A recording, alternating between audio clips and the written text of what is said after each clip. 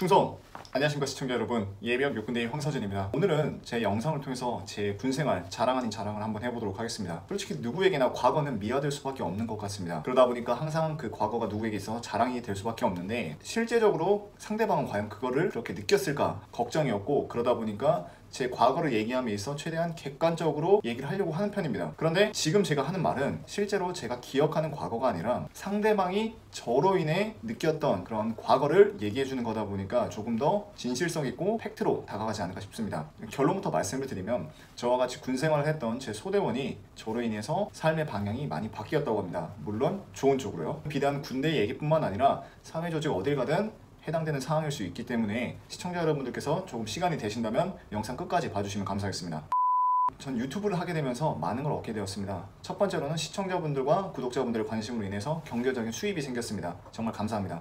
두 번째로는 제가 유튜브를 하면서 저와 같이 군생활을 했고, 그리고 저를 알고 있는 많은 지인들, 특히 연락이 끊긴 지인들로부터 다시 연락들이 많이 오고 있습니다. 지금 이 영상 에피소드의 주인공인 친구도 제가 전방에서 소대장 임무를 수행할 때 신병으로 들어왔던 친구였습니다. 익명성을 보장하기 위해서 이제 A라고 지칭을 하겠습니다. 제 기억으로는 제가 이제 소대장 임무를 한 6개월 차 수행하고 있었을 때 왔던 친구입니다. 실제적으로 저랑은 한 6개월 정도밖에 보지 못했어요. 왜냐면 저는 이제 참모 임무를 수행하러 가야 됐고, 그 친구는 이제 막 온 친병이었기 때문이죠. 이제 그 친구가 제 유튜브를 보게 되고 연락이 와서 저에게 왔습니다. 그래서 이제 얘기를 했는데, 어떤 얘기였냐면, 그 친구는 이제 우리가 흔히 말하는 관심병사였습니다. 관심병사가 될 수밖에 없었던 이유는 생지부를 보면 고등학교 때는 자퇴를 해서 졸업을 못한 상태였습니다. 그리고 소년원을 다녀온 경험도 있었고 가정사에 많은 일들이 있었습니다. 그러다 보니까 소대장으로서 관심을 가지고 볼 수밖에 없는 병사였죠. 그런데 또 그 친구가 워낙 또 자존심도 세고 어렸을 때 그런 기질이 있어서 조금 군대에 적응을 한 데도 있어서 많이 애먹었습니다. 그러다 보니까 항상 자기 너무 힘들다, 못할 것 같다, 죽을 것 같다 라고 저에게 상담 요청을 많이 했습니다.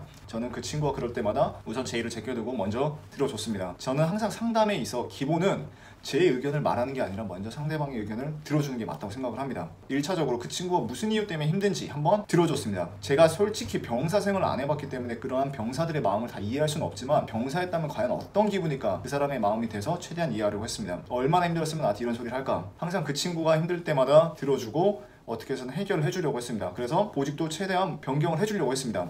그래서 뭐 취사병도 가게 해주고, 거기 갔을 때 취사병 생활관에 가서 이 친구 좀 잘 좀 도와줘라, 잘 챙겨주고 적응을 좀 시켜줬으면 좋겠다, 항상 관심을 가져줬죠. 그 친구 말로는 그랬대요. 제가 그래서 항상 고맙게 생각을 했다고 하더라고요. 그런 상태에서 이제 결국 안 되다 보니까 다시 저희 소대로 왔고, 최대한 군대원들과 트러블이 없게 제가 소대 본부로 데리고 와서 군생활을 시키다가 2011년도에 이제 그 군대에서 검정고시를 볼 수 있게 하는 그런 제도가 나왔었어요. 그래서 제가 이 친구한테 한번 검정고시 자격증을 따라, 자격증을 따면 너가 고등학교 졸업증도 생기고 포상도 받을 수 있으니까 군대 와서 이런 거라도 좀 얻어가자, 제가 설득을 해서 공부를 시켰습니다. 그래서 이제 그 친구가 항상 뭔가 이렇게 선임병들로부터 부조리 당할 때 힘들면 공부를 하면서 최대한 그러한 위로를 받았다고 합니다. 제가 지금까지 말씀드린 게 그 친구에 대한 제 기억이었어요. 그런데 그 친구랑 기회가 돼서 술을 한잔 하면서 그 친구가 저에게 사실대로 말을 하더라고요. 소대장님이 몰랐겠지만 정말로 많은 부조리가 있었습니다. 제가 그때 당시 분대장으로부터 엄청난 부조리를 많이 겪었다. TV 보지 말고 벽 보고 앉아있으라고 하루 종일 했다고 합니다. 그리고 담배도 못 피게 하고 PX도 한 달 동안 통제를 받고, 이런 식으로 각종 부조리를 겪고 있었다고 하더라고요. 너무 과하다 보니까 이제 그 친구가 더 이상 못 버티고 이러다가 내가 죽겠다 싶으니까 이등병이 난 이렇게는 못 살겠다, 내가 죽겠다 해서 분대장과 치고받고 싸우기도 했다고 합니다. 저는 솔직히 부끄러운 얘기지만 몰랐습니다. 정말로 부끄러웠습니다. 제가 1차적으로 그 친구한테 진심으로 사과를 했습니다. 미안하다, 내가 너를 신경을 너무 못 써줬구나, 미안하다. 근데 여기서 끝이 아니었습니다. 부소대장 귀에 들어가서 부소대장이 둘의 얼차례를 주고 엄청나게 괄궜다고 하더라고요. 하지만 결국 부소대장은 또 분대장의 편이었고, A라는 친구는 부소대장에게 이런 이유로 찍혀서 엄청나게 많은 갈굼을 받았다고 합니다. 그래서 제가 모르는 얼차례를 따로 많이 받았다고 하더라고요. 내가 모르는 그런 게 있었구나, 참 미안했습니다.